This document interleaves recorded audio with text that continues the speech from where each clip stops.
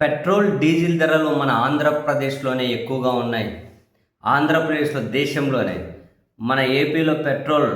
113.62, diesel రూ. 101.24. పక్కన మన తమిళనాడులో పెట్రోల్ రూ. 103, డీజిల్ రూ. 95. దాదాపు పెట్రోల్‌లో రూ. 10 పైగా తేడా ఉంది. డీజిల్‌లో రూ. 6 తేడా ఉంది తమిళనాడుతో పోలిస్తే మన పక్క రాష్ట్రమే.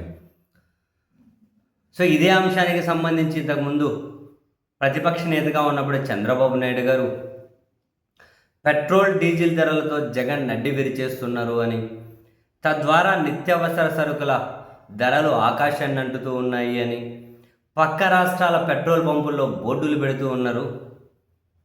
ఆంధ్రప్రదేశ్లో చాలా ఎక్కువగా ఉన్న రేట్లు, ఇక్కడే ట్యాంక్ ఫుల్ చేసుకొని పోండి అని బోర్డులు పెడుతూ ఉన్నారు. ఆ పెట్రోల్, డీజిల్ మీద అదనపు ట్యాక్సులు తగ్గించేస్తే ఆ రేట్లు తగ్గుతాయి, నిత్యావసర సరుకుల రేట్లు తగ్గుతాయి. కానీ సైకో ముఖ్యమంత్రి ఆ పని చేయడం లేదు అని చంద్రబాబు నాయుడు గారు ప్రతిపక్ష నాయకుడిగా ఉన్నప్పుడు తమ్ముళ్ళు బాధుడే బాధుడు అని, అప్పుడు జనసేన అధ్యక్షుడిగా ఉన్న పవన్ కళ్యాణ్ గారు ఆ వేదిక కూడా కూలిపోతుందేమని వాళ్ళ అభిమానులు భయపడేంతగా ఊగిపోతూ మాట్లాడేవాళ్ళు.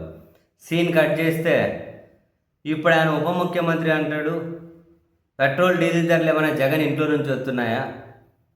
ప్రపంచ పరిస్థితులను బేస్ చేసి ఉంటాయి. వీళ్ళకి మినిమం అవగాహన ఉండదు.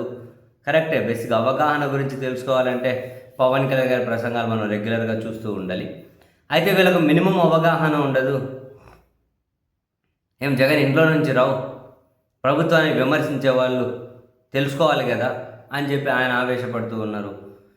చంద్రబాబు నాయుడు గారు అంటారు, పొదుపు పాటించాలి, పెట్రోల్, డీజిల్ ధరలు అంతర్జాతీయ పరిస్థితుల ద్వారా పెరుగుతూ ఉన్నాయి కదా, అన్ని ప్రభుత్వాలే చేసేసుకుంటాయి, మాకేం బాధ్యత లేదు అనుకుంటే ప్రజలకు కుదరదు, పొదుపు పాటించాల్సిందే అని చెప్పి ముఖ్యమంత్రి గారు అంటూ ఉన్నారు.